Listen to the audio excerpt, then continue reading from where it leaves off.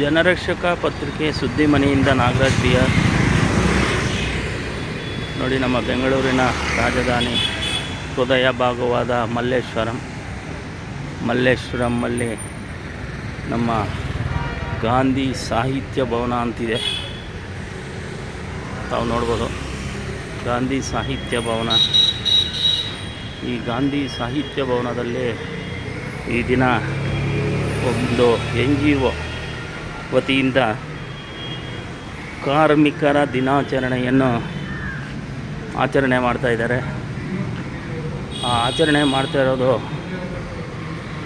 The common people's welfare foundation ಅಂತಂದ್ಬಿಟ್ಟು ಒಂದು NGO ಮಾಡ್ತಾಯಿದೆ.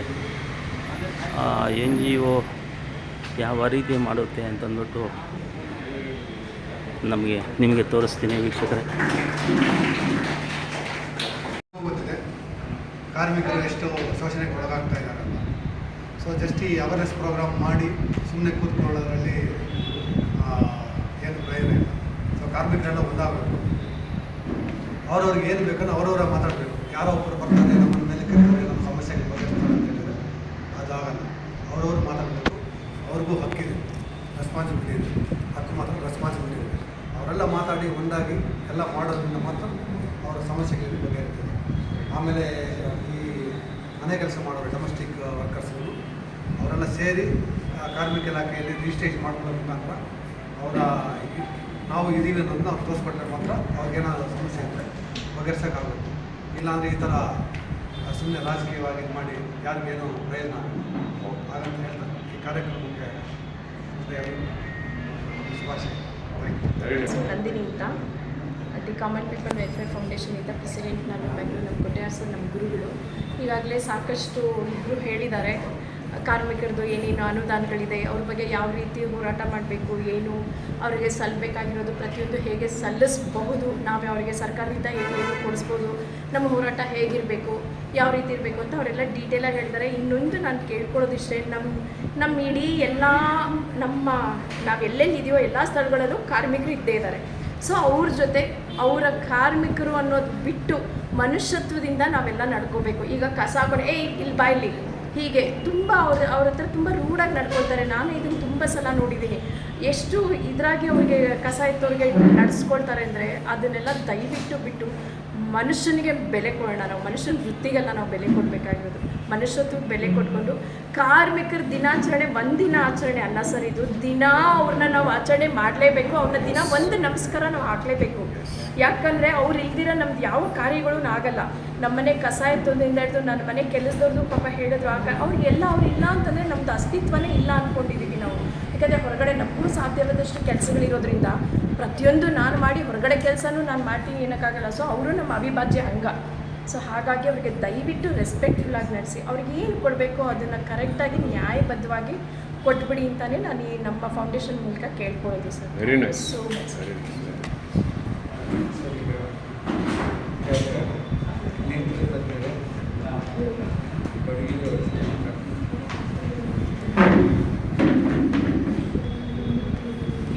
ಕಾರ್ಮಿಕ ದಿನಾಚರಣೆ ಶುಭಾಶಯಗಳು. ಡಾಕ್ಟರ್ ವಿನಯ್ ಕುಮಾರ್ ಅವರಿಗೆ ತುಂಬ ಧನ್ಯವಾದಗಳು. ಇವತ್ತಿನ ದಿವಸ ನನ್ನನ್ನು ಇಲ್ಲಿ ಆಹ್ವಾನಿಸಿದ್ದಕ್ಕೆ. ನಾನು ಒಬ್ಬ ಕಣ್ಣಿನ ವೈದ್ಯನಾಗಿ ತಮಗೆ ಒಂದು ಕೆಲವು ವಿಷಯಗಳನ್ನು ಹೇಳಬಯಸ್ತೇನೆ. ಈ ಕಾರ್ಮಿಕರಿಗೂ ಕಣ್ಣಿಗೂ ತುಂಬ ಹತ್ತಿರ ಸಂಬಂಧ ಇದೆ. ಯಾಕೆಂತಂದರೆ ನಾವು ದಿನನಿತ್ಯದಲ್ಲಿ ಕಾರ್ಮಿಕರನ್ನು ಭಾಳ ನೋಡ್ತಾ ಇರ್ತೀವಿ. ಈ ಕಾರ್ಮಿಕರಿಗೆ ಯಾವ್ಯಾವ ಥರ ಕಣ್ಣಿಗೆ ತೊಂದರೆ ಆಗ್ಬೋದು ಅಂತ ತಮಗೂ ಗೊತ್ತಿರುತ್ತೆ. ಇದರಲ್ಲಿ ಫಾರಿನ್ ಬಾಡಿಯಿಂದ ಹಿಡಿದು ಪೆನೆಟ್ರೇಟಿಂಗ್ ಇಂಜಿನಿಂದ ಹಿಡಿದು ಕಣ್ಣಿನ ನರದ ಡ್ಯಾಮೇಜ್ವರೆಗೂ ಆಗ್ಬೋದು. ಕಣ್ಣಿನ ತೊಂದರೆಗಳನ್ನ ಕಾರ್ಮಿಕರಲ್ಲಿ ನೋಡ್ತಾನೆ ಇರ್ತೀವಿ. ಅದರಲ್ಲಿ ಕೆಲವು ಮಾಹಿತಿಗಳನ್ನು ನಮ್ಗೆ ಗೊತ್ತಿದ್ದರೆ ಒಳ್ಳೆಯದು ಅಂತ ನಾನು ಈ ವಿಷಯದಲ್ಲಿ ಹೇಳಬಯಸ್ತೇನೆ. ಈಗ ಯಾವ್ಯಾವ ಥರ ಇಂಜುರಿ ಆಗುತ್ತೆ ಅಂದರೆ ಸಾಮಾನ್ಯವಾಗಿ ಆಗುವಂಥದ್ದು ಫಾರಿನ್ ಬಾಡಿ ಅಂತ ಹೇಳ್ತೀವಿ. ಫಾರಿನ್ ಬಾಡಿ ಅಂದರೆ ಈ ಕಣ್ಣು ಪೀಸು ಅಂತ ನಾವು ಮಾತಾಡ್ಕೊತೀವಲ್ಲ, ಅದೇನಂದರೆ ಮೆಟಲ್ ಪೀಸ್ಗಳು ಹೋಗಿ ಕಣ್ಣು ಮೇಲೆ ಕುತ್ಕೊಳ್ಳುತ್ತೆ. ಅದು ಯಾರಿಗಾಗುತ್ತೆ? ಲೇತ್ಗಳಲ್ಲಿ ಕೆಲಸ ಮಾಡೋರಿಗಾಗುತ್ತೆ. ಇನ್ನೊಂದು ಆಣೆ ಹೊಡಿಬೇಕಾದ್ರೂ ಆಗ್ಬೋದು, ಎಲೆಕ್ಟ್ರಿಷಿಯನ್ ಕೆಲಸ ಮಾಡೋರಿಗೆ ಅಥವಾ ಲೇತಲ್ಲಿ ಮಾಡೋದಕ್ಕೆ ಜಾಸ್ತಿ, ಅಥವಾ ಯಾವುದೇ ಸ್ಪೀಡಾಗಿ ಒಂದು ಏನದು ಮೆಟಲ್ ಪೀಸ್ಗಳು ಕಣ್ಣು ಗುಡ್ಡೆ ಮೇಲೆ ಕೂತ್ಕೊಳ್ಳುತ್ತೆ. ಗುಡ್ಡೆ ಮೇಲೆ ಇದು ಕಾಮನ್ ಆಗಿ ಸಿಗುವಂಥದ್ದು, ಕಾಮನ್ ಆಗಿ ಕಾಣುವಂಥದ್ದು.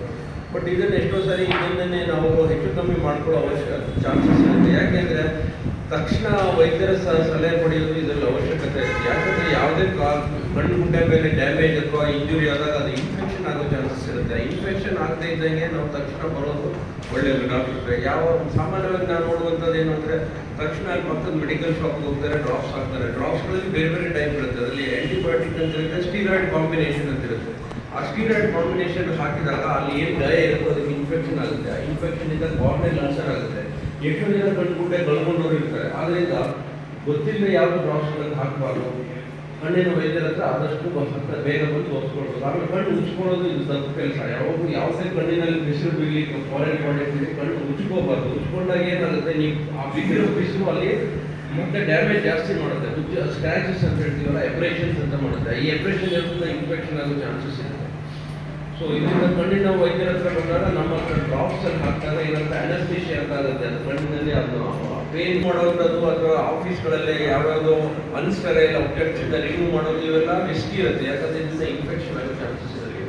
ಇದೆಲ್ಲ ಕಾಮನ್ ಮಿಸ್ಟೇಕ್ಗಳನ್ನು ಮಾಡ್ತಿರ್ತಾರೆ ಅಂತ ನಾನು ಈ ವಿಷಯದಲ್ಲಿ ಹೇಳಬಯಸ್ತೇನೆ. ಸೊ ತಜ್ಞ ವೈದ್ಯರ ಸಲಹೆ ಪಡೆಯೋದು ಅತಿ ಅವಶ್ಯಕ. ಯಾವುದೋ ಸಿಕ್ಕಿರುವಂಥ ಡ್ರಾಪ್ಸ್ಗಳು ಹಾಕೋದು, ಮನೇಲಿರೋದು ಯಾವುದೋ ಡ್ರಾಪ್ಸ್ ಹಾಕೋದು, ಮೆಡಿಕಲ್ ಶಾಪಲ್ಲಿ ಕೊಟ್ಟಿರೋ ಡ್ರಾಪ್ಸ್ ಹಾಕೋದು, ಇದರಿಂದ ಕಣ್ಣಿಗೆ ತೊಂದರೆ ಭಾಳ ಆಗ್ಬೋದು ಚಾನ್ಸಸ್ ಇರುತ್ತೆ. ಇನ್ಫೆಕ್ಷನ್ ಆಗೋದು ಬಿಡಬಾರ್ದು. ಕಣ್ಣಿನಲ್ಲಿ ಇನ್ಫೆಕ್ಷನ್ ಆದರೆ ಕಂಟ್ರೋಲ್ ಮಾಡೋದು ಭಾಳ ಕಷ್ಟ ಇರುತ್ತೆ. ಈಗ ಬಾಡಿನಲ್ಲಿ ಎಲ್ಲೇ ಹೊಟ್ಟೆನಲ್ಲಾಗಲಿ ಕಾಲಲ್ಲಾಗಲಿ ಇನ್ಫೆಕ್ಷನ್ ಆದರೆ ಕಂಟ್ರೋಲ್ ಮಾಡ್ಬೋದು. ಆದರೆ ಕಣ್ಣಿನಲ್ಲಿ ಕಂಟ್ರೋಲ್ ಮಾಡೋದು ಸ್ವಲ್ಪ ಕಷ್ಟ ಇರುತ್ತೆ. ಅದರಿಂದ ಆದಷ್ಟು ಇನ್ಫೆಕ್ಷನ್ ಆದ್ದರಿಂದ ತಡೆಗಟ್ಟಬೇಕಾಗುತ್ತೆ. ಸೊ ಇನ್ನು ಬೇರೆ ಥರ ಇಂಜುರಿಗಳು ಸುಮಾರು ಥರ ಕಣ್ಣಿನಲ್ಲಿ ಬರುತ್ತೆ. ನಾವು ಈಗ ನಾನು ಹೇಳಿದ್ದು ಫಾರಿನ್ ಬಾಡಿ ಅಂತ ಹೇಳ್ತೀವಿ, ಅದಕ್ಕೆ ಕಣ್ಣಿನ ಬಿಸಿಲು ಅಂತ ನಾವು ತಾವು ಕರಿತೀರಾ. ಇನ್ನು ನೆಕ್ಸ್ಟ್ ಪೆನೆಟ್ರೇಟಿಂಗ್ ಇಂಜುರಿ ಅಂತ ಆಗುತ್ತೆ. ಸ್ವಲ್ಪ ದೊಡ್ಡ ಆಬ್ಜೆಕ್ಟ್ಸ್ ಸ್ಪೀಡಲ್ಲಿ ಬಂದಾಗ ಪೆನೆಟ್ರೇಟ್ ಆಗುತ್ತೆ. ಒಂದು ಕಡೆಯಿಂದ ಇನ್ನೊಂದು ಕಡೆವರೆಗೂ ಪೆನೆಟ್ರೇಟ್ ಆಗುತ್ತೆ. ಇನ್ನೊಂದು ಪರ್ಫೊರೇಟಿಂಗ್ ಇಂಜುರಿ ಅಂತ ಆಗುತ್ತೆ. ಪರ್ಫೊರೇಟಿಂಗ್ ಇಂಜುರಿ ಅಂದರೆ ಕಪ್ಪು ಗುಡ್ಡೆ ಓಪನ್ ಆಗ್ಬಿಡುತ್ತೆ, ಕಣ್ಣು ಒಳಗಡೆ ಇರೋ ಪಾಠ ಹೊರಗೆ ಬರುತ್ತೆ.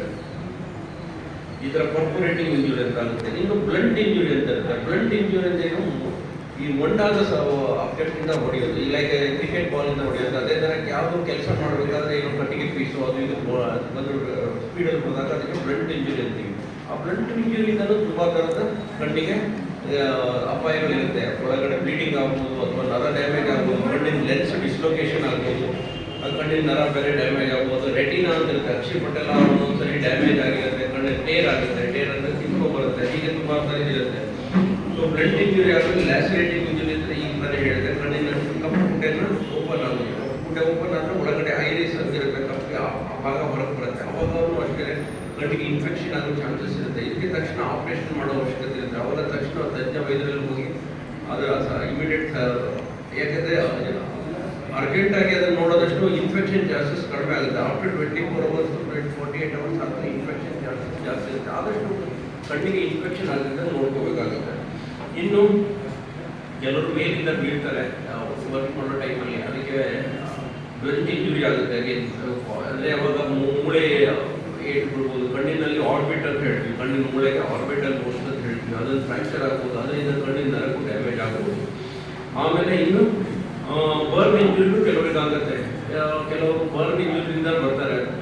ಇನ್ನೊಂದು ಅಂದರೆ ಕೆಮಿಕಲ್ ಇಂಜುರಿ. ಕೆಮಿಕಲ್ ಇಂಜುರಿನಲ್ಲಿ 2 ಥರ ಇರುತ್ತೆ, ಆಲ್ಕಲಿ ಇಂಜುರಿ, ಆಸಿಡ್ ಇಂಜುರಿ ಅಂತ. ಈಗ ಸಾಮಾನ್ಯವಾಗಿ ಹೇಳ್ಬೇಕಂದ್ರೆ ಈ ವೈಟ್ ವಾಶ್ ಮಾಡ್ತಾರೆ ಪೇಂಟರ್ಸ್, ಅವರಿಗೆಲ್ಲ ಏನು ಮಾಡ್ತಾರೆ, ಆಲ್ಕಲಿ ಜೊತೆ ಸುಣ್ಣ ಹಾಕ್ಬಿಟ್ಟು ಪೇಂಟ್ ಮಾಡ್ತಿರ್ತಾರೆ. ಅವಾಗ ಸುಣ್ಣ ಕಣ್ಣಿಗೆ ಹೋದರೆ ಭಾಳ ಡೇಂಜರ್ ಇರುತ್ತೆ. ಯಾಕೆ ಅಂದರೆ ಸುಣ್ಣದಿಂದ ಅಪಾಯಗಳು ಜಾಸ್ತಿ.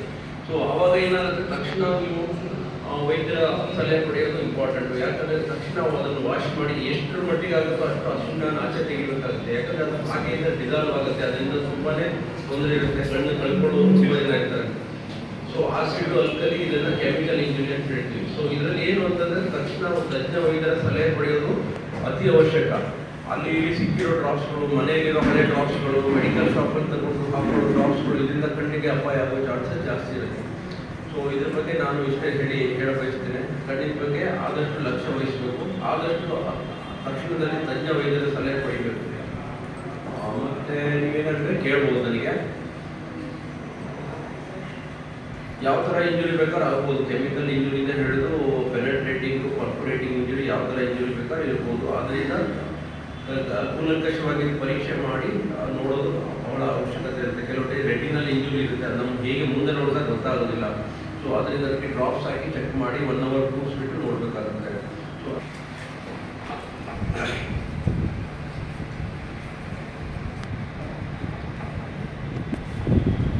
ಧನ್ಯವಾದಗಳು. ಭಾಳಷ್ಟು ಫಸ್ಟು ಮಾಹಿತಿ ಕೊಟ್ಟಿದ್ದೆ. ಈಗ ಅಷ್ಟಭುಜ ಪಾಂಡೆ ಪಬ್ಲಿಷರ್ ಮಹಡಿ ಲೋಕತಂತ್ರ ಅವ್ರು ಬಂದಿದ್ದಾರೆ. ಅವರು ಧರ್ಮಪುರದವರು ಬಂದಿದ್ದಾರೆ. ಬೃಂದಾವನ್ ಪಾಂಡೆ ಅವರೊಂದು 2 ಮಾತಾಡ್ತಾರೆ. ಮಾತಾಡಕ್ಕೆ ಆಗಲ್ಲ, ಸ್ವಲ್ಪ ಹಿಂದಿ ಮಾತಾಡಕ್ಕೆ ಸ್ವಲ್ಪ ಇಷ್ಟ ಮಾಡಿ. Today we are gathering here for corruption, talking about corruption. So हम लोग करप्शन के बारे में थोड़ा सा बात करना चाहते हैं.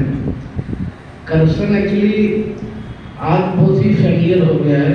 हर आदमी जिसको जहाँ मौका मिलता है वो हाथ मारने का प्रयास करता है.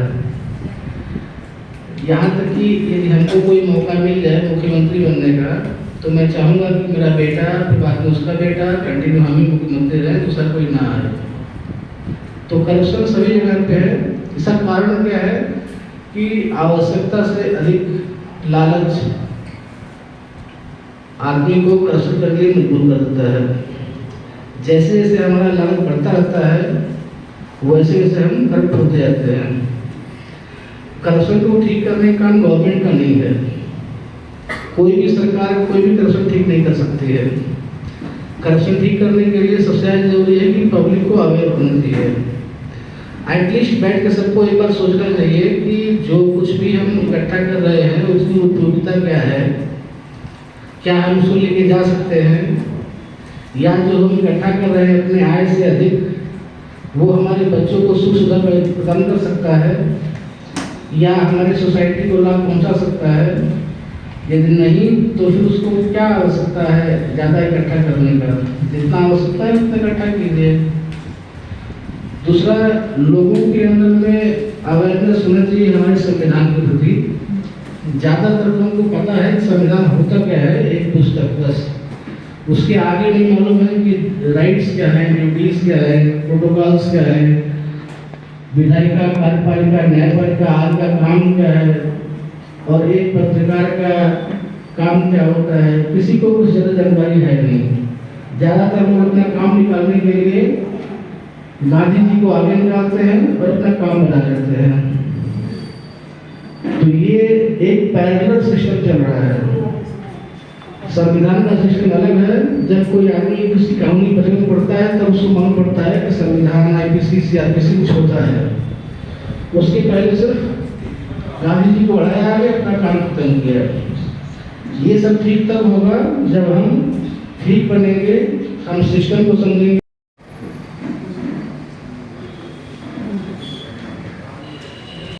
ಈ ವೇದಿಕೆಯಲ್ಲಿ ಜೈಲಲ್ಲಿಂದ ಎಲೆಕ್ಷನ್ ಗೆದ್ದಿದ್ದಾರೆ.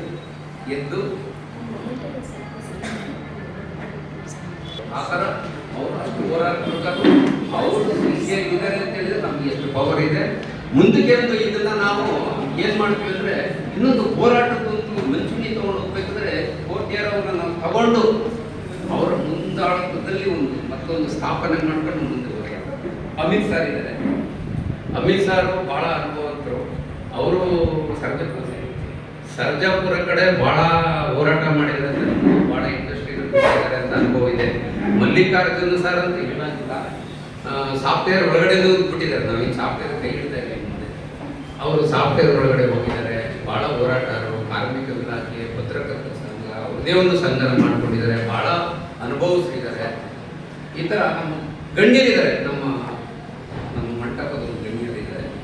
ಮುಂದೆ ಕಾರ್ಮಿಕ ಮುಖಂಡರು, ಸನ್ಮಾನಿತರಿದ್ದೀರಾ. ಇವರೆಲ್ಲರೂ ಸೇರಿಕೊಂಡು ನಾವು ಇವತ್ತು ಕಾರ್ಮಿಕರ ದಿನಾಚರಣೆ ಶುಭಾಶಯಗಳು. ಇದು ಕಾರ್ಮಿಕರ ದಿನಾಚರಣೆ ಶುಭಾಶಯಗಳಂದ್ರೆ ಕಾರ್ಮಿಕರಂದ್ರೆ ಯಾರು? ನಾವೆಲ್ಲರೂ ಕಾರ್ಮಿಕರೇ. ಪರ್ವ ಪತ್ರಿಕೆ ಸಂಪಾದಕರು ND ವಿಜಯ್ ಕುಮಾರ್ ಅವರು ಮಾತಾಡ್ತಾರೆ.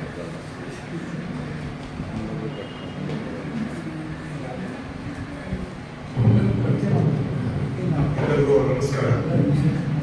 ಕಾರ್ಮಿಕ ದಿನಾಚರಣೆ ಶುಭಾಶಯಗಳು. ಇವತ್ತು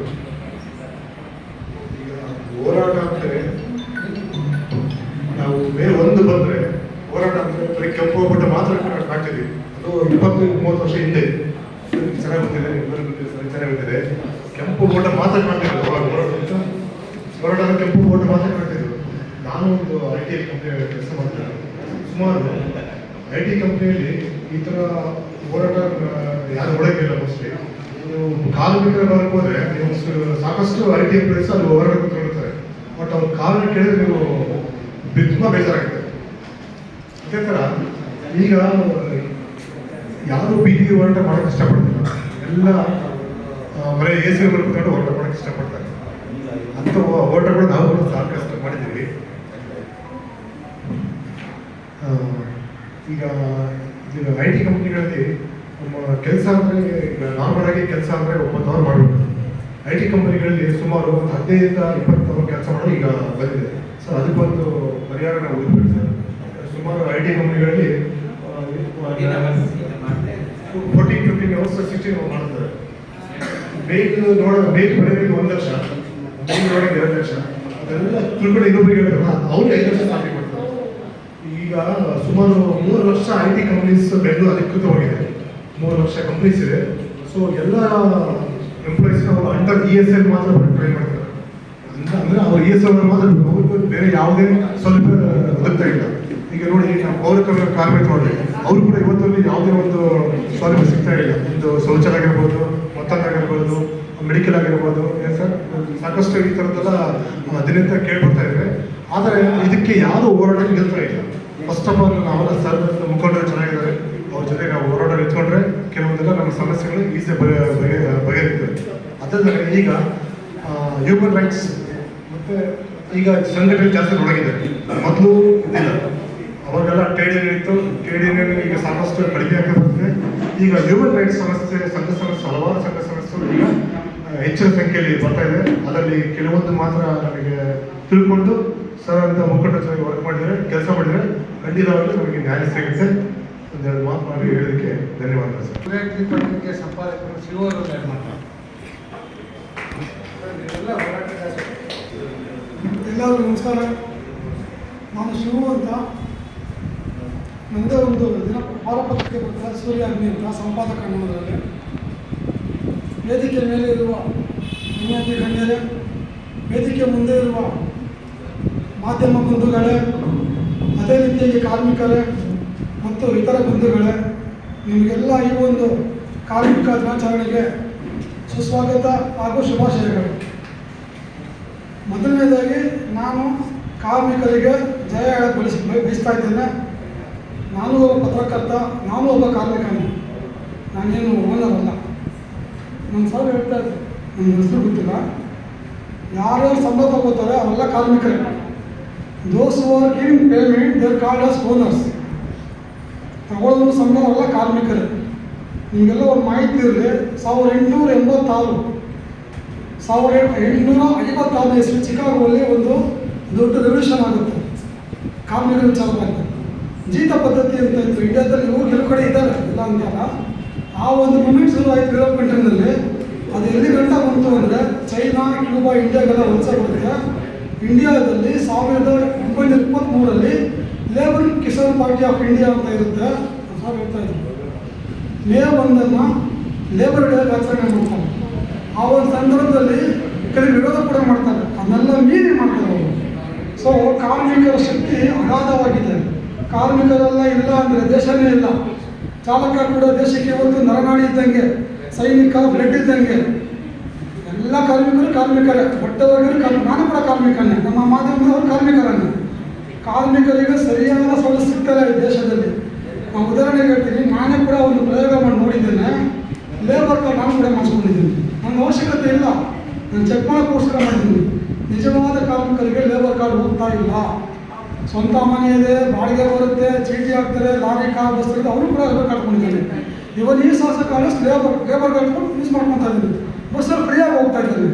ಈ ದೇಶದಲ್ಲಿ ನರೇಗಾ ಅಂತ ಒಂದು ಸ್ಕೀಮ್ ಮಾಡಿದ್ರು ಪ್ರಧಾನಮಂತ್ರಿಗಳು, ಹೇಳಕ್ಕೆ ಹೋಗಲ್ಲ. 349 ರೂಪಾಯಿ ಕೂಲಿ ಅಂತ ಕೊಡ್ತಾ ಇದ್ದಾರೆ. ನನ್ನ ಹತ್ರ ಡ್ರಾಫ್ಟೇ ಇದೆ. ಕೇವಲ 150 ರೂಪಾಯಿ ಮಾತ್ರ ಕೊಡ್ತಾ ಇದ್ದಾರೆ. ಉಳಿದ ನುಂಗಿ ನೀರು ಕುಡಿತಾ ಇದ್ದಾರೆ. ಇದನ್ನೆಲ್ಲ ಕೇಳಬೇಕು ಅಂದರೆ ಕಾರ್ಮಿಕರೆಲ್ಲ ಒಂದು ಸಂಘಟಿತರಾಗಬೇಕು. ನಮ್ಮ ಸರೆಲ್ಲ ಸೇರಿಸಿ ಒಂದು ಸಂಘಟನೆ ಮಾಡಿದ್ದಾರೆ. ನೀವೆಲ್ಲ ಕೈ ಜೋಡಿಸಿ ಮುಂದಿನ ದಿನಗಳಲ್ಲಿ ಶಕ್ತಿಯುತವಾಗಿ ಹೋರಾಟ ಮಾಡೋಕ್ಕೆ ಅವಕಾಶ ನೀವೆಲ್ಲ ಮಾಡಿಕೊಡ್ಬೇಕು ಅಂತ ನಾನು ಕೇಳ್ಕೊಂಡು ಬಯಸ್ತಾ ಇದ್ದೇನೆ. ಇಷ್ಟೊತ್ತು ನಮ್ಮ ಮಹಾರಾಷ್ಟ್ರದವರು ನಮಸ್ಕಾರ. ಕಡೆಗೆ ಟಿ ವಿ ಇಂಟರ್ವ್ಯೂ ನಮ್ಮ sir the common people welfare foundation ಎಂಬುದು ಕನ್ನಡದಲ್ಲಿ ಸಾಮಾನ್ಯ ಜನರ ವೇದಿಕೆ.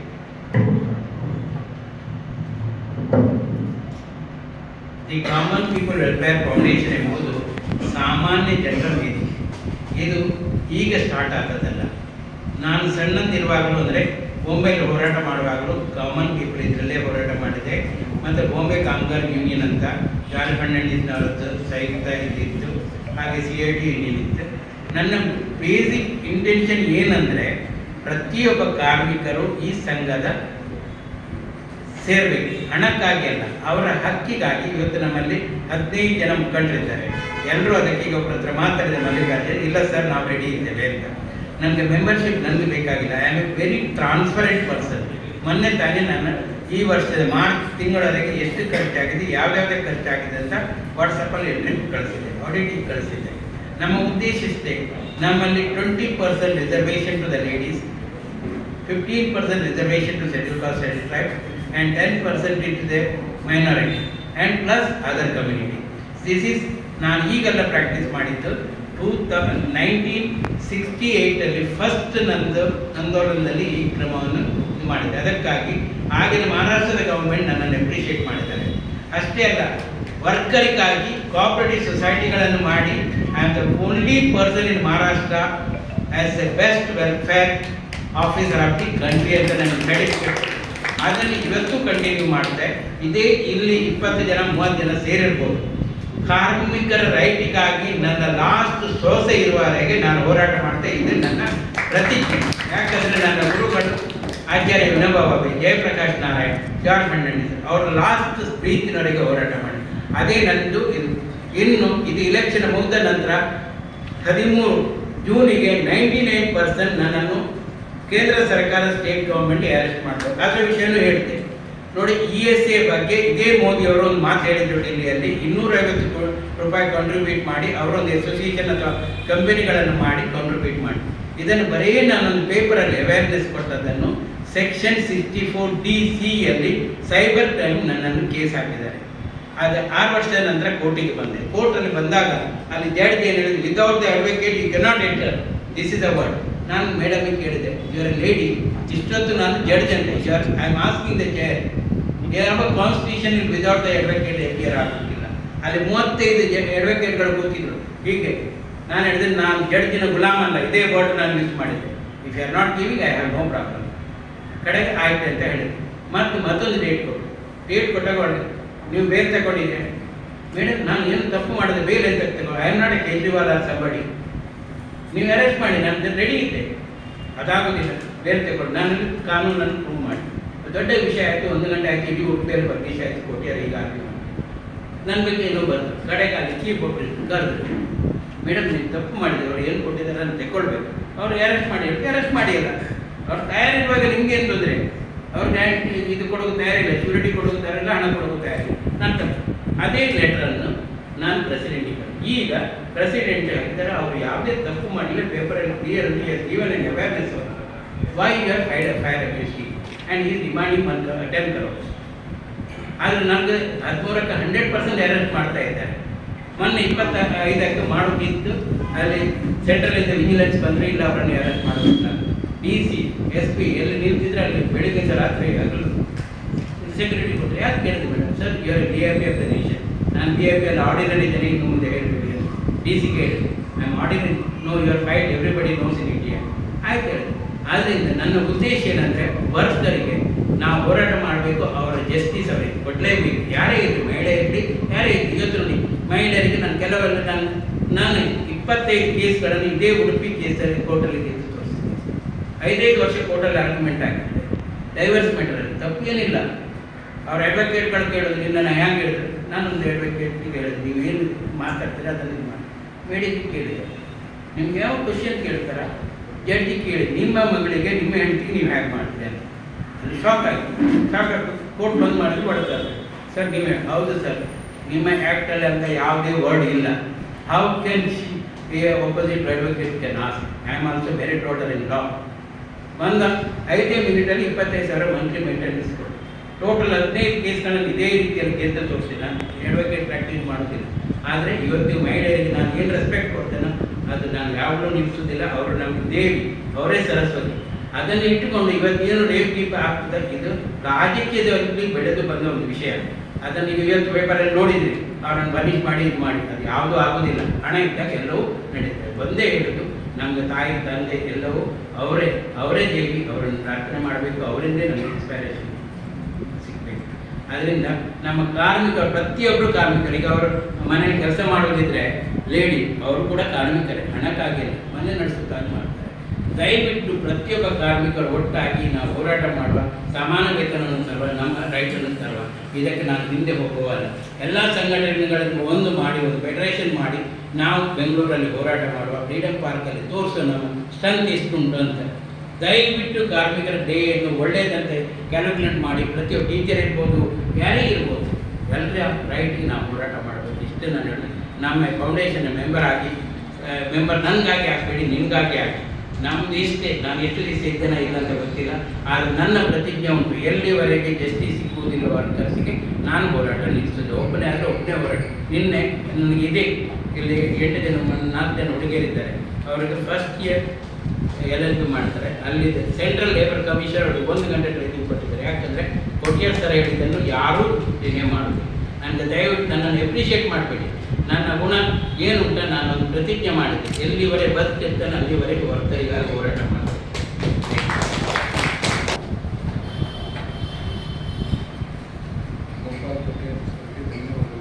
ಅದೇನು ಸರಿಗೆ, ಹೋರಾಟಗಾರರಿಗೆ ಧನ್ಯವಾದಗಳು.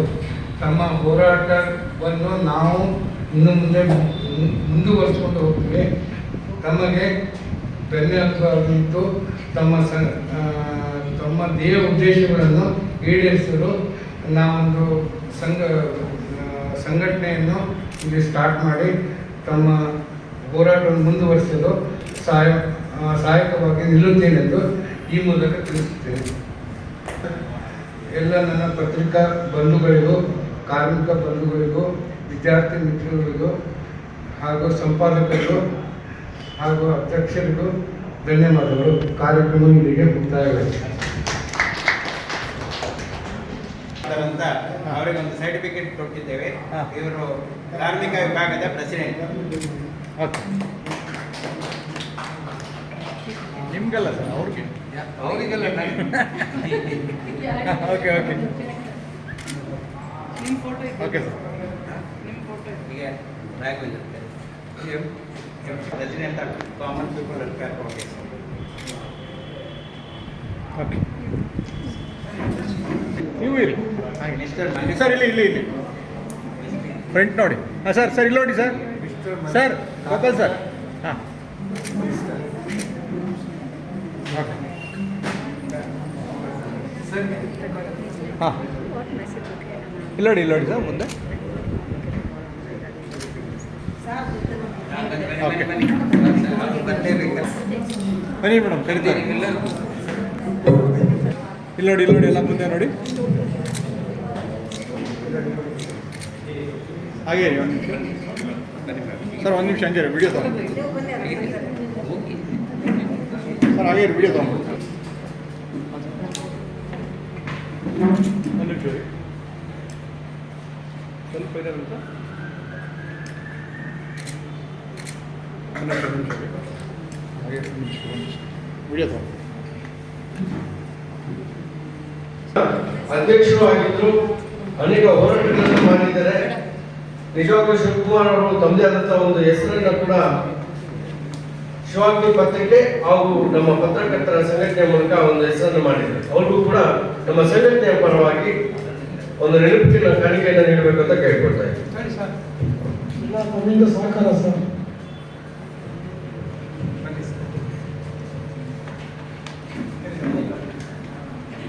ಕಾಮನ್ ಪೀಪಲ್ ವೆಲ್ಫೇರ್ ಫೌಂಡೇಶನ್ ಅಧ್ಯಕ್ಷರು ಗೋಪಾಲ್ ಹಾಗೂ ವಿನಯ್ ಕುಮಾರ್ ಸರ್ ಅವರು ಶಿವಕುಮಾರ್ ಸರ್ ಅವರಿಗೆ ನೆನಪಿನ ಕಾಣಿಕೆ ಕೊಟ್ಟು ಗೌರವಿಸಬೇಕು ಅಂತ ಕೇಳ್ಕೊಳ್ತಾ ಇದ್ದಾರೆ. ನಂತರ ನಮ್ಮ ವಿಜಯ್ ಕುಮಾರ್ ಸರ್ ಅವರು ನೋಡಿ ಸರ್, ಗೋಪಾಲ್ ಸರ್ ಅಧ್ಯಕ್ಷರು ಗೋಪಾಲ್ ಅಪ್ಪು ಕೊಟ್ಯಾರ್ ಅವರು ಹಾಗೂ ವಿನಯ್ ಸರ್ ಅವರು ಎಲ್ಲ ಗಣ್ಯರು ಅವರಿಗೆ ಕೈ ಜೋಡಿಸಬೇಕು ಅಂತ ಕೇಳ್ಕೊಳ್ತಾ ಇದ್ವಿ. ಇಲ್ಲಿ ನೋಡಿ ಸ್ವಲ್ಪ ಆ ಕಡೆ ಹೋದ್ರೆ ಎಲ್ಲರೂ ಇಲ್ಲಿ ನೋಡಿ. ಕಾಮನ್ ಪೀಪಲ್ಸ್ ವೆಲ್ಫೇರ್ ಫೌಂಡೇಶನ್ ವತಿಯಿಂದ ಅವರಿಗೆ ಒಂದು ಗೌರವ ಆಗ್ತಾರೆ. ಓಕೆ. ಅದೇ ರೀತಿ ದಿನೇಶ್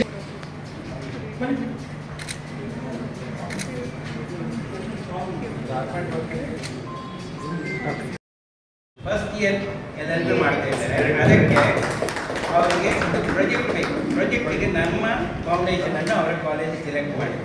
ಅವರು ನಿನ್ನೆನೇ ಒಂದು ಕ್ಲಾಸ್ ಮಾಡಿದೆ. ಆ್ಯಂಡ್ ಅವರಿಗೆ ನನ್ನ ಸೊಸೈಟಿ ಕೂಡ HR ಡೈರೆಕ್ಟರ್, ಅವರು ಸ್ಯಾಟರ್ಡೇ ಒಂದು ಕ್ಲಾಸ್ ಮಾಡ್ತಾರೆ. ಏನೇನು ಕೇಸ್ಗಳು ನಡೀತವೆ, ಹೇಗೆ ನಡೀತವೆ ಅದರ ಬಗ್ಗೆ ಅವರಿಗೆ ಕೋಚಿಂಗ್ ಕೊಡ್ತಾ ಇದೆ. ಯಾಕಂದರೆ ಅವರು ಮುಂದಿನ ಪೀಳಿಗೆ, ನಮ್ಮ ಪೀಳಿಗೆ ಬೋದು. ಯಾಕಂದರೆ ಇವರ ನನ್ನ ಹತ್ರ ಬಂದ ನಂತರ ಇನ್ಸ್ಪಿರೇಷನ್ ಸಿಕ್ಕಿದೆ. ನಂದು ಯಾವುದೇ ಸೋಷಿಯಲ್ ಮೀಡಿಯಾದಲ್ಲಿ ಇಮಿಡಿಯೇಟ್ಲಿ ಕಮೆಂಟ್ ಮಾಡ್ತಾರೆ, ನಮ್ದು ಇಷ್ಟೇ ಮಹಿಳೆಯರನ್ನು ಮುಂದೆ ತರಬೇಕು. ಅವರು ಇವತ್ತು ಏನುಂಟ, ಇಂದಿರಾ ಗಾಂಧಿ ಒಬ್ಬಳೇ ಪ್ರೈಮ್ ಮಿನಿಸ್ಟರ್ ಆಗಲಿಲ್ಲ, ಇಲ್ಲಿ ಜನ ಇದ್ದಾರೆ. ಆದರೆ ನಮ್ಮ ಪುರುಷತ್ವ ಏನು ಬಿಡುವುದಿಲ್ಲ ಅಷ್ಟೇ. ನಾನು ಹೇಳ್ತೇನೆ, ನನ್ನನ್ನು ಉಡುಪಿಯಲ್ಲಿ ಮೇಲೆ ತಂದವರು ಮೇರಿ ಅಂತ, ಅವರು DC. ಇದೇ ಗುತ್ತಿಗೆ ನೌಕರನಿಗೆ ಎಷ್ಟೋ ಮೋಸ ಆಯಿತು. ಒಂದು ಲೇಬರ್ ಅಡ್ಮಿಟ್ ಆದ KMC ಅವರಿಗೆ 5 ಲಕ್ಷ ಬಿಲ್ ಆಯಿತು. ಅಲ್ಲಿ ನೋಡು, ನಿಜವಾಗ್ಲೂ ಅವರು ಕೂಡ ಒಂದು ಒಳ್ಳೆ ಗಾಯಕರು, ಯೋಗ ಪಟುಗಳು, ಒಂಥರ ಮಲ್ಟಿ ಫೆಸಿಟೆಡ್ ಒಂದು ಲೇಡಿ. ನಿಜವಾಗ್ಲೂ ಬಹಳ ಖುಷಿ ಆಗ್ತಿದೆ. ಸುಮಾರು ಸ್ಕಿಲ್ಸ್. ಅವರು ಕೂಡ ಒಂದು ಪತ್ರಿಕೆಯಲ್ಲಿದ್ದಾರೆ, ಪತ್ರಿಕಾ ಸಂಘಟನೆಯಲ್ಲಿದ್ದಾರೆ. ನಿಜವಾಗ್ಲೂ ನೀವು ಹೆಣ್ಮಕ್ಳು ಈ ಥರ ಎಲ್ಲರೂ ಹೊರಗಡೆ ಬಂದು ಇಷ್ಟು ಸಕ್ರಿಯವಾಗಿ ಮುಂದೆ ಬರ್ತಾ ಇರೋದು ಬಹಳ ಸಂತೋಷ. ಹೀಗೆ ಎಲ್ಲರೂ ನಿಮ್ಮನ್ನು ನೋಡಿ ಇನ್ನೂ ಸುಮಾರು ಜನ ಮುಂದೆ ಬರಲಿ ಅಂತ ಕೇಳ್ಕೊಂಡು, ನಮ್ಮ ಕಾಮನ್ ಪೀಪಲ್ಸ್ ವೆಲ್ಫೇರ್ ಫೌಂಡೇಶನ್ ಅಲ್ಲಿ ಎಲ್ರಿಗೂ ಅವಕಾಶ ಇದೆ. ಒಳ್ಳೆ ಗುರುಗಳು ಸಿಕ್ಕಿದ್ದಾರೆ, ಎಷ್ಟು ಕೆಲಸ ಮಾಡಿದ್ದಾರೆ, ಎಷ್ಟು ನಾಲೆಜ್ ಇದೆ ನೋಡಿ. ಆಗಿನ ಕಾಲದಲ್ಲಿ, ಈಗಿನ ಕಾಲದಲ್ಲಿ ಹೋರಾಟಗಳು ದಾರಿ ತಪ್ಪಿದೆ. ಆಗಿನ ಕಾಲದಲ್ಲಿ ಮುಂದೆ ಗುರಿ ಇತ್ತು, ಹಿಂದೆ ಗುರು ಇತ್ತು. ಹಲೋ, ನಾನು 17 ವರ್ಷ ಇರುವಾಗ ಹೋಗಿದ್ದೆ 10 ರೂಪಾಯಿ. ನನಗೆ ಮುಂಬೈಲಿ ಎಜುಕೇಷನ್ ಕೊಟ್ಟವರು ಕ್ರಿಶ್ಚಿಯನ್ ಲೀಡ್ಸ್. ನನ್ನನ್ನು ಮೊನ್ನೆವರೆಗೆ ಅಂದರೆ ಒಂದು 5-6 ವರ್ಷ ಹಿಂದೆ, 10 ವರ್ಷದಲ್ಲಿ ಕೇಂದ್ರದಲ್ಲಿ ಅಡ್ಮಿಟ್ ಆದಾಗ ಫೋನ್ ಬಂತು. ನಾನು ಕ್ಯಾಂಟೀನ್ ನಡೆಸಿದ್ದೆ, ಗೋಪಾಲ್ ನನ್ನ ಮಗ ಇದ್ದಾನ, ಅವ್ರು ಹೀಗೆ ಕಡೆಗೆ ಹಾಸ್ಪಿಟಲ್ ಬಾಡಿ ಫೋನ್ ಮಾಡಿದ್ದೆ, ನೀನು ಬದುಕಿದ್ದೆ ಏನು ಮಾಡ್ತಾರೆ. ಇವತ್ತು ನಾನು ಏನು ಈ ಜಾಗದಲ್ಲಿದ್ದೇನೆ, ಅದು ಮಹಿಳೆಯರು ಕೊಟ್ಟ ಒಂದು ಆಶೀರ್ವಾದ. ಇವತ್ತು ನನ್ನ ಫೌಂಡೇಶನಲ್ಲಿ ಇವತ್ತೆಲ್ಲ ಮಹಿಳೆಯರು. ಅವರನ್ನು ಕೇಳಿದ್ರೆ ನಾನು ಯಾವ ಕೆಲಸ ಮಾಡೋದು. ಯಾಕಂದರೆ ಅವರು ನನ್ನ ನೋಡಿ, ರಸ್ತೆಯಲ್ಲಿ ಹೋಗುವ ಒಂದು ವ್ಯಕ್ತಿಯನ್ನು ಒಂದು ಮನುಷ್ಯತ್ವ ಅಂತ ಮಾಡೋದೊಂದಿದೆ. ಇದು ನನ್ನ ಕುಟುಂಬ ಮಾಡಲಿಲ್ಲ, ನನ್ನ ಯಾರು ಮಾಡಲಿಲ್ಲ. ಆದರೆ ಜಾತಿ ಧರ್ಮ ಇರಲಿಲ್ಲ. ನನ್ನ ಸ್ವಂತ ಮಗನಾಗಿ ನನಗೆ ಇಂಗ್ಲೀಷ್ ಹೇಳ್ಕೊಟ್ಟು ನಾನು ಬಿಕಾಮ್ ಮಾಡಿಸಿದ್ದೆ. ಈವನ್ ಇನ್ ತಾಳಿಯಲ್ಲಿ ಇಂಡಸ್ಟ್ರಿಯಲ್ ಟ್ರೈನಿಂಗ್ ಮಾಡ್ತಾ ಇರುವಾಗ ಅಲ್ಲೊಂದು ನರ್ಸ್ ಇದ್ದೀನಿ, ಅವರು ನನಗೆ ಎಂಕರೇಜ್ ಮಾಡಿ ನನ್ನನ್ನು ಅವರು ತಾಳಿಯಲ್ಲಿ ಗೋಪಾಲ್ ಫೇಮಸ್. ಅದೇ ಇದರಲ್ಲಿ ಸಾಧಾರಣ 1,000 ಮಹಿಳೆಯರಿಗೆ ಮುಂಬೈ ಹೌಸಿಂಗ್ ಬೋರ್ಡಿಂದ ಮನೆ ತೆಗೆಸಿಕೊಟ್ಟಿದ್ದೀನಿ. ಅದು ಈಗಲೂ ಹೇಳ್ತಾರೆ, ನಿಮ್ಮಿಂದಾಗಿ ನಾನಿದ್ದೇನೆ. ಆದರೆ ಮಹಿಳೆಯರನ್ನು ನಾನು ಯಾವಾಗಲೂ ನೀತಿ ಇದರಲ್ಲಿ ನೋಡೋದಿಲ್ಲ. ಅವರೇ ದೇವಿ, ಅವರೇ ಸರಸ್ವತಿ, ಅವರನ್ನು ಬಿಟ್ಟು ನಮ್ಮ ದೇಶ ಹೇಳಿದರು. ಹಾಗಾಗಿ ಶಿಲ್ಪನಂತ ಒಂದು ಪರಿಚಯ ಆಗುವ ದೇವಿ, ಪರಿಚಯ ಆಯಿತು, ಪ್ರೆಸಿಡೆಂಟ್ ಆದರು. ಯಾವುದೇ ಕೆಲಸ ಇದ್ರು ಹೇಳ್ತಾರೆ, ಸರ್ ಯಾಕೆ ಮಾಡಬೇಕು, ನಾನು ಹೆಲ್ಪ್ ಮಾಡ್ತಾ ಇದ್ದೇನೆ. ಅವ್ರಿಗೂ ಕೂಡ ಸಂಸ್ಥೆಯ ಪರವಾಗಿ ಒಂದು ನೆನಪಿನ ಕಾಣಿಕೆಯನ್ನು ಕೊಟ್ಟು ಗೌರವಿಸಬೇಕೆಂದು ಕೇಳಿಕೊಳ್ತೀನಿ.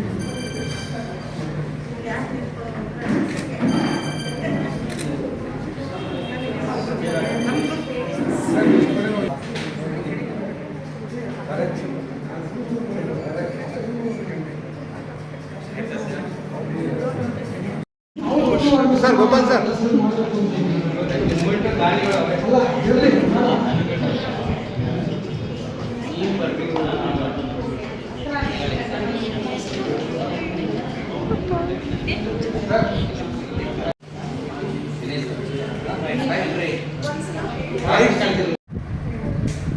ಮನೋಜ್ ಸೂರ್ಯ ಅವರು ಸಂಪಾದಕರು, ಪತ್ರಕರ್ತರು ಕೂಡ ಅವರು, ನನ್ನ ಮಿತ್ರರು ಕೂಡ ಅವರು.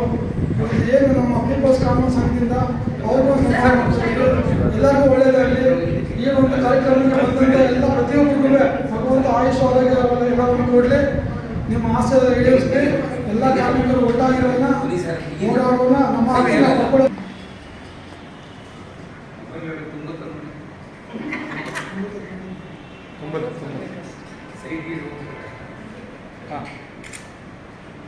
ಹಾಗೆ ಒಂದು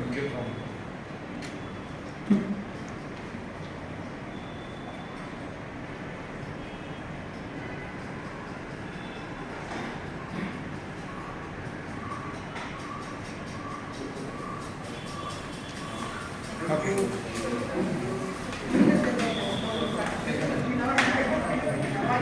ನಮಸ್ಕಾರ. ಕಾರ್ಮಿಕರ ದಿನಾಚರಣೆಯ ಶುಭಾಶಯಗಳು ನಿಮ್ಮ ಒಂದು NGOಗೆ.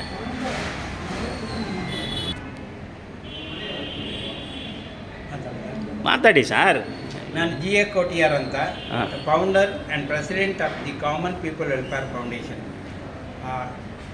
ಇವತ್ತು ನಮ್ಮ ಮುಂದೆ ನಿಮ್ಮ ಜನ ಎಂತ ಚಾನಲ್ನ ಮುಂದೆ ಕೆಲವು ಮಾತುಗಳನ್ನು ಆಡೋದಕ್ಕೆ ಬಂದಿದೆ. ಸರ್ ನಮಸ್ಕಾರ. ಇವತ್ತು ನಮ್ಮ ರಾಜ್ಯದಲ್ಲಿ ಕಾರ್ಮಿಕರ ದಿನಾಚರಣೆಯನ್ನು ಚೆನ್ನಾಗಿ ಆಚರಣೆ ಮಾಡಿದ್ದೀರಾ. ನಿಮಗೂ ನಿಮ್ಮ ಅಸೋಸಿಯೇಷನ್ ಏನು NGO ಇದೆಯೋ ಅದಕ್ಕೆ ಕಾರ್ಮಿಕರ ದಿನಾಚರಣೆಯ ನಮ್ಮ ಚಾನಲ್ ಪರವಾಗಿ ಶುಭಾಶಯಗಳು ಸರ್. ನಾನು GA ಕೋಟಿಯಾರ್ ಅಂತ, the common people welfare foundation founder ಹಾಗೂ ನೇಷನಲ್ ಪ್ರೆಸಿಡೆಂಟ್. ಜನ ರಕ್ಷಣಾ ವೇದಿಕೆಯ ಮುಂದೆ ಅವರ TV ಮುಂದೆ ಕೆಲವು ಮಾತುಗಳನ್ನು ಆಡೋದಕ್ಕೆ ನಾನು ಬಂದಿದ್ದೇನೆ. ಇವತ್ತು ಇಂಟರ್ನ್ಯಾಷನಲ್ ಲೇಬರ್ ಡೇಯನ್ನು ನಾವು ಆಚರಣೆ ಮಾಡಿದ್ದೇವೆ. ಮೂಲ ಉದ್ದೇಶ ಏನೆಂದರೆ ಕಾರ್ಮಿಕರಿಗೆ ಯಾವ್ಯಾವ ಹಕ್ಕುಗಳುಂಟು ಅದನ್ನು ಯಾವ ರೀತಿ ಪಡೆಯಬೇಕು. ಇವತ್ತು ನಾವು 77 ವರ್ಷದ ಫ್ರೀಡಮ್ ಕಂಟ್ರಿ ಆಗಿದ್ದೇವೆ, ಡೆಮೊಕ್ರಟಿಕ್ ಕಂಟ್ರಿ ಆಗಿದೆ. ಅದೇ ರೀತಿ ವರ್ಕರ್ ಎಂಬುದು ದೇಶವನ್ನು ಕಟ್ಟುವುದಕ್ಕೆ ಮಹತ್ವಪೂರ್ಣ ವ್ಯಕ್ತಿಗಳು. ಅವರಿಲ್ಲದೆ ನಮ್ಮ ದೇಶದ ಯಾವುದೇ ವ್ಯವಸಾಯವು ನಡೆಯಲು ಸಾಧ್ಯ ಇಲ್ಲ, ಇಕಾನಮಿ ಡೆವಲಪ್ ಆಗಲು ಸಾಧ್ಯವಿಲ್ಲ. ಆದ್ದರಿಂದ ಅವರ ರೈಟ್ಗಳನ್ನು ಅವರಿಗೆ ಕೊಟ್ಟಾಗ ಮಾತ್ರ ಪ್ರೊಡಕ್ಟಿವಿಟಿ ಆಗ್ತದೆ. ನೇಷನಲ್ ಇಕಾನಮಿ ಬೆಳಿಬೇಕಾದ್ರೆ ಪ್ರೊಡಕ್ಟಿವಿಟಿ ಆಗಬೇಕು. ಪ್ರೊಡಕ್ಟಿವಿಟಿ ಆಗಬೇಕಾದ್ರೆ ವರ್ಕರ್ ಬೇಕು. ವರ್ಕರಿಗೆ ಸಮಾನವಾಗಿ ನೋಡಿಕೊಂಡು ಅವರಿಂದ ಸರಿಯಾದ ಕೆಲಸವನ್ನು ಪಡೆಯುವುದು ಮಾಲೀಕರ ಕೆಲಸ.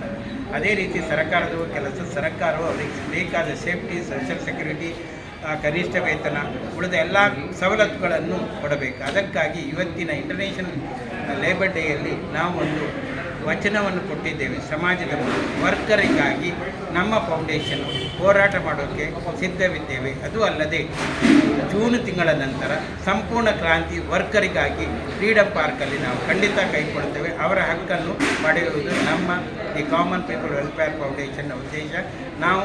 ನಾನು ಪರ್ಟಿಕ್ಯುಲರ್ಲಿ 55 ವರ್ಷಗಳಿಂದ ಕಾರ್ಮಿಕರ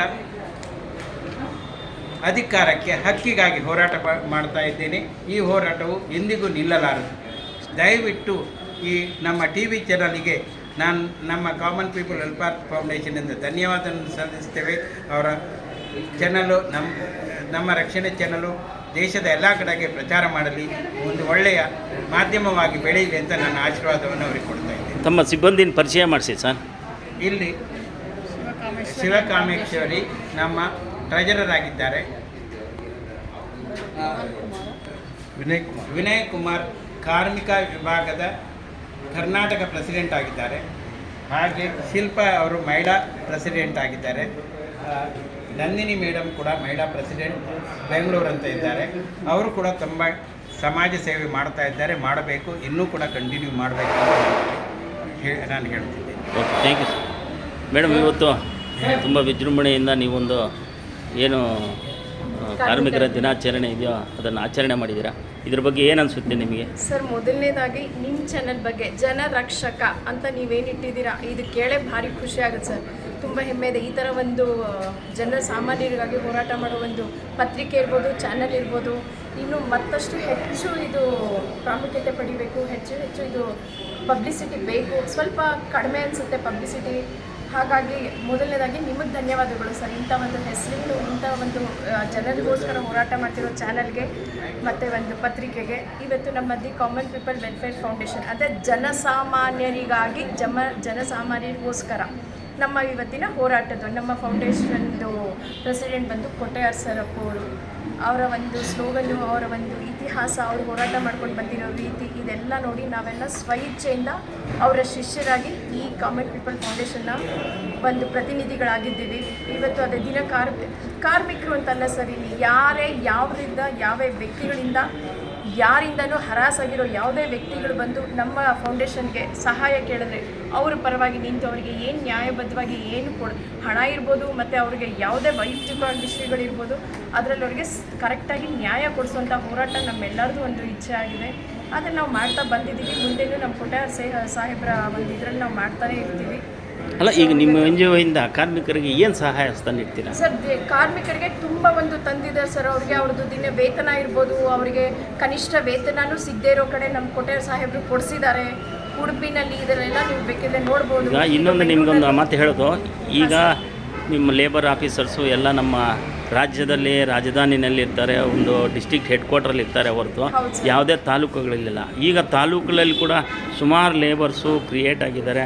ಸುಮಾರು ಜನಕ್ಕೆ ಅವ್ರಿಗೆ ಏನು ESI ಇಲ್ಲ, PF ಇಲ್ಲ, ಯಾವುದೇ ಒಂದು ಸರ್ಕಾರದ ವತಿಯಿಂದ ಏನು ದಿನಗೂಲಿ ಎಷ್ಟು ಕೊಡಬೇಕು ಅಂತ ಕರೆಕ್ಟಾಗಿ ಕಾನೂನಿನ ಪರಿಧಿಯಲ್ಲಿ ಏನು ಕೊಡಬೇಕು ಅದನ್ನು ಕೊಡ್ತಾ ಇಲ್ಲ.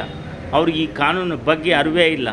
ಕಾರ್ಮಿಕರ ದಿನಾಚರಣೆ ಏನು, ಕಾರ್ಮಿಕರ ಹಕ್ಕುಗಳೇನು ಅನ್ನೋದನ್ನು ಅವ್ರಿಗೆ ಅರಿವು ಮಾಡಿಸ್ತಾ ಇಲ್ಲ. ಯಾವುದೇ ಒಂದು ನೀವು ದೂರ ಹೋಗಬೇಡಿ, ಕೋಲಾರ ಜಿಲ್ಲೆ ತಗೊಳ್ಳಿ, ಚಿಕ್ಕಬಳ್ಳಾಪುರ ಜಿಲ್ಲೆ ತಗೊಳ್ಳಿ, ಮತ್ತು ಈ ಒಂದು ನಮ್ಮ ತುಮಕೂರು ಜಿಲ್ಲೆ ಇಲ್ಲಿ ತಗೊಳ್ಳಿ. ಈಗ ಕೋಲಾರದ ಟಮ್ಕಾದಲ್ಲಿ ಹೋಗಿ ನೀವು ಟಮ್ಕಾದಲ್ಲಿ ಹೋದಾಗ ಎಷ್ಟೊಂದು ಇಂಡಸ್ಟ್ರಿಯಲ್ ಎಸ್ಟೇಟ್ ಇದೆಯೋ ಅಲ್ಲಿ ಯಾರಿಗೇ ಆಗಲಿ ಸುಮಾರು ಜನಕ್ಕೆ ESI ಇಲ್ಲ, PF ಇಲ್ಲ. ಸುಮಾರು ಜನ 8 ಅವರಿಂದ 10 ಅವರು 9 ಅವರು ದುಡಿಸ್ಕೊತಾರೆ.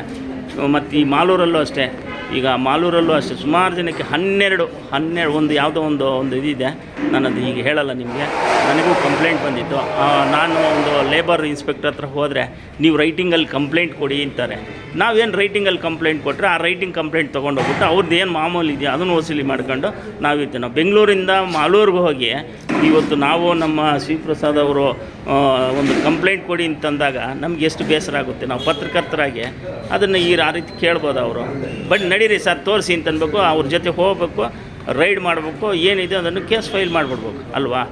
ಈ ರೀತಿ ನೀವು ಯಾವುದಾದ್ರೂ ಮಾಡಿದ್ದೀರಾ?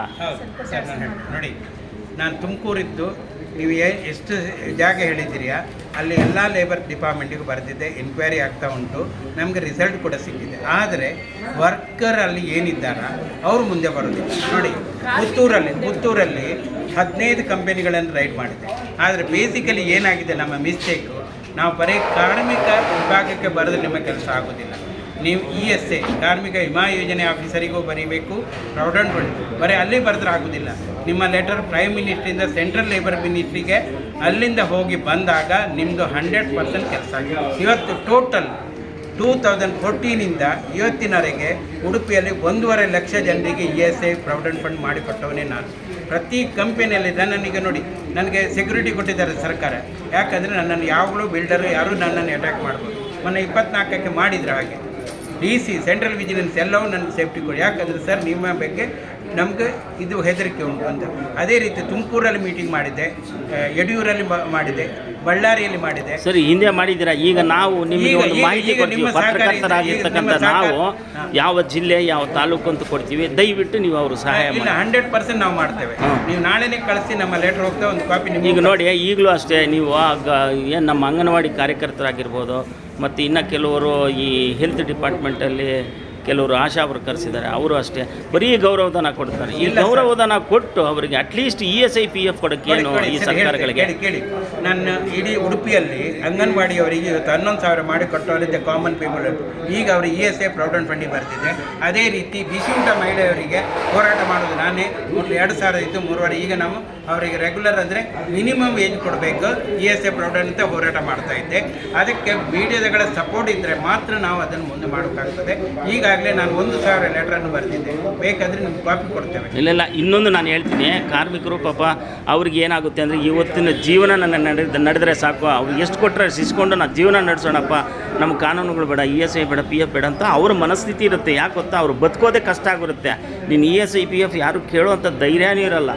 ಅದಕ್ಕೆ ನೀವು ಯಾವ ರೀತಿ ಸ್ಪಂದನೆ ಮಾಡ್ತೀರಾ? ಈಗ ಅವ್ರು ಬರಬೇಕಾಗಿಲ್ಲ ಮುಂದಕ್ಕೆ, ಈಗ ಓನರ್ ಹತ್ರ ನೀವು ಹೋಗ್ಬೇಕು. ESI PF ಎಷ್ಟು ಜನ ಇದ್ದಾರೆ ವರ್ಕರ್ಸು? ಕೇಳಿ, ಒಂದು ವಿಷಯ ಇರುತ್ತೆ. ನಾವು ಯಾವುದೇ ಎಂಪ್ಲಾಯ್ ಡೈರೆಕ್ಟ್ ಬರೆದ್ರೆ ಅವ್ರ ಕೆಲಸ ಹೋಗ್ತದೆ. ನಾವು ಏನು ಮಾಡ್ತೇವೆ, ನಿಮ್ಮ ಊರಿಗೆ ಬಂದು 10 ಕಂಪನಿಗಳನ್ನು ವಿಸಿಟ್ ಮಾಡ್ತೇವೆ. ಅಲ್ಲಿ ಏನು ಫೈಂಡ್ ಔಟ್ ಮಾಡ್ತೇವೆ, ಸರ್ವೆ ಮೂಲಕ ನಾವು ಕಳಿಸ್ಕೊಡ್ತೇವೆ. 10-20 ಲೆಟರ್ ಮಾಡಿದಾಗ ವಿದಿನ್ 45 ಡೇಸಲ್ಲಿ ನಮಗೆ ಲೆಟರ್ ಬರ್ತದೆ. ಅನಂತರ ನಮ್ಮನ್ನು ಕರೀತಾರೆ, ಎಲ್ಲೆಲ್ಲೂ ನಾವು ಕೊಡ್ತೇವೆ ಕಂಪನಿ ಲೀಸ್ಟ್ಗಳಲ್ಲಿ. ಅಲ್ಲಿ ಯಾವುದೇ ಎಂಪ್ಲಾಯೀಸ್ ಹೆಸರು ಬರಬಾರ್ದು, ಆಗ ಅವರ ಕೆಲಸಕ್ಕೆ ಇದಾಗ್ತದೆ. ಹಾಗೆ ಮಾಡಿ ನಾವು ಮಾಡಬೇಕು. ಅದಕ್ಕೇನಾಗ್ತದೆ, ಮೀಡಿಯಾಗಳ ಸಪೋರ್ಟ್ಗಳು ಬೇಕು, ಹಣವೂ ಬೇಕು. ಮೆಂಬರ್ಶಿಪ್ ಇಲ್ಲದೆ ನಾವು ಏನೂ ಮಾಡೋಕ್ಕಾಗೋದಿಲ್ಲ. ನೋಡಿ, ನಾವು ಏನು ಕನ್ಸಲ್ಟಿಂಗ್ ಮಾಡ್ತೇವೆ ಅದೇ ಬಂದ ಹಣದಲ್ಲಿ ಖರ್ಚು ಮಾಡ್ತೇವೆ. ಈಗ ನಾವು ಎಲ್ಲ ಈ ವರ್ಕರಿಗೆ ಹೇಳ್ತೇವೆ, ಒಂದು ಸಣ್ಣದೊಂದು 5 ರೂಪಾಯಿ ಕೊಡಿ ಅಂದರೆ ಯಾರೂ ಕೊಡೋದಿಲ್ಲ. ನೋಡಿ, ಅಂಗನವಾಡಿಯಲ್ಲಿ 11,000 ನಾನು ಮಾಡಿಸ್ಕೊಟ್ಟೆ, ನಾವು ಅವ್ರ ಹತ್ರ ಒಂದು ಪೈ ಕೇಳಿಲ್ಲ, ನೈದರ್ ಅವ್ರ ಮೆಂಬರ್, ಯಾರಿಗೂ ಗೊತ್ತಿಲ್ಲ. ಆದರೆ ಇವತ್ತು ಅವ್ರು ಹೇಳ್ತಾರೆ, ಮೊನ್ನೆ ಒಂದು ಹೋದಾಗ ಕಾಲು ಹಿಡಿಲಿಕ್ಕೆ ಬಂದರೆ, ಯಾಕೆ ಸರ್ ನೀವು ಮಾಡಿದ ಕೆಲಸ ನಾವು ಮರೀಲಿಕ್ಕೆ ಸಾಧ್ಯ, ನಿಮ್ಮಿಂದಾಗಿ ನಮ್ಮ ESA ಪ್ರಾವಿಡೆಂಟ್ ಮಾಡಬೇಕು. ನಾನು ಹೇಳಿದೆ ಮಾಡಿಕೊಡ್ತೇವೆ ಅಮ್ಮ. ನಮಗೇನುಂಟು, ನಮ್ಮ ಉದ್ದೇಶ ಒಂದೇ, ಅವರಿಗೆ ಮಿನಿಮಮ್ ಏಜ್ ESA ಇದನ್ನು ಸೆಕ್ಯೂರಿಟಿ ಕೊಡಬೇಕು, ಬೇರೆ ಯಾವುದು ನಾವು ಕೇಳೋಕೆ ಹೋಗೋದಿಲ್ಲ. ಅದಕ್ಕಾಗಿ ಮಾಧ್ಯಮಗಳು ನಮಗೆ ಸಪೋರ್ಟ್ ಮಾಡಬೇಕು. ಮಾಧ್ಯಮಗಳು ನೀವು ಯಾವತ್ತು ನೀವು 12 ಗಂಟೆ ರಾತ್ರಿಯಲ್ಲಿ ಫೋನ್ ಮಾಡಿದ್ರು ನಾವು ಮಾಧ್ಯಮಗಳು ನಾವು ಬಂದೇ ಬರ್ತೀವಿ ಸರ್. ನಮ್ಮ ಬಂಧುಗಳಿದ್ದಾರೆ ಆಯುಕ್ತ TV, ಫಸ್ಟ್ ಅವ್ರು ಹೆಲ್ಪ್ ಮಾಡಿದರು ನನಗೆಲ್ಲ TV ಅದನ್ನು ನೋಡಿ ಜನರು ಬರ್ತೀವಿ. ಈಗ ನಿನ್ನೆ ಒಬ್ಬರು ಬಂದರು, ಆಯುಕ್ತ TVಯಲ್ಲಿ ನಿಮ್ಮ ರಿಪೋರ್ಟ್ ಉಂಟು ಸರ್, ನಾವು ಈ ಕಷ್ಟದಲ್ಲಿ, ಆಯ್ತಪ್ಪ ನಿಮ್ದು ಎಲ್ಲಿ ಏನಂತ ನಾನು ನಾಳೆ ಲೆಟರ್ ಮಾಡಿ ಕಾಪಿ ಕಳಿಸ್ತೀನಿ. ನೀವು ಯಾವತ್ತೇ ಎಲ್ಲಿಗೆ ವಿಸಿಟ್ ಹಾಕಿ ನಮ್ಗೆ ಫಸ್ಟ್ ಇನ್ಫಾರ್ಮೇಷನ್ ಕೊಡಿ, ನಮಗೊಂದು 1 ಅವರ್ ಟೈಮ್ ಕೊಡಿ, ನಾವು ಯಾವತ್ತು ಬೇಕಾದ್ರೂ ನಿಮಗೆ ಸಹಾಯ ಹಸ್ತ ನೀಡ್ತೀವಿ. ನಿಮ್ಮ TVಯ ಮುಂದೆ ನಾನು ಇವತ್ತು ಒಂದೇ ವರ್ಡ್ ಹೇಳ್ತೇನೆ, ವರ್ಕರಿಗಾಗಿ ನನ್ನ ಲಾಸ್ಟ್ ಸೋಸೆ ಇರುವವರೆಗೆ ನಾನು ಹೋರಾಟ ಮಾಡ್ತೇನೆ. ಅವರಿಗೆ ನ್ಯಾಯ ಕೊಡದೆ ನಾವು ಹೋಗೋದು, ಯಾಕಂದರೆ ನನ್ನ ಗುರುಗಳ ಒಂದು ಆಜ್ಞೆ, ವರ್ಕರಿಗಾಗಿ ಹೋರಾಟ ಮಾಡಿ. ನೋಡಿ, ಆಚಾರ್ಯ ವಿನೋಬಾ ಅವರದ್ದು ಹೋರಾಟ ಅಷ್ಟೇ ಇತ್ತು. ಜಯಪ್ರಕಾಶ್ ನಾರಾಯಣ ಸಂಪೂರ್ಣ ಕೃತಿ ಕೇಳಿ ಹೇಳಿ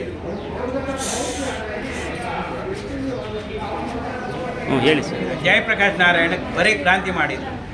the common people welfare foundation ಸಂಪೂರ್ಣ ಕ್ರಾಂತಿ, ಅವರ 2ನೇ ಆಂದೋಲನವನ್ನು ಖಂಡಿತ ನಾನು ಮಾಡಿ ತೋರಿಸಿದೆ. ದೇಶದಲ್ಲಿ ಭ್ರಷ್ಟಾಚಾರ ಮತ್ತು ಕಾರ್ಮಿಕರಿಗೆ ಒಂದು ನ್ಯಾಯ ಸಿಕ್ಕುವುದಕ್ಕಾಗಿ ನಾನು ಖಂಡಿತ ಹೋರಾಟ ಮಾಡ್ತೆ. ಇದು ನನ್ನ ಪ್ರತಿಜ್ಞೆ. Thank you sir. ನೀವು ಯಾವತ್ತು ಹೇಳಿ, ನೀವು 1 ಅವರ್ 2 ಅವರ್ ನಮಗೆ ಟೈಮ್ ಕೊಡಿ, ನಾವು ನಿಮ್ಮ ಏನು ಕಾರ್ಯಕ್ರಮ ನೀವು ಯಾವ ರೀತಿ ಹಮ್ಮಿಕೊಳ್ತೀರಾ ಅದನ್ನು ನಾವು ವಿಡಿಯೋ ಸಮೇತ ನಾವು ಪ್ರಸಾರ ಮಾಡ್ತೀವಿ ನಮ್ಮ ಚಾನಲಲ್ಲಿ. Okay, thank you ma'am.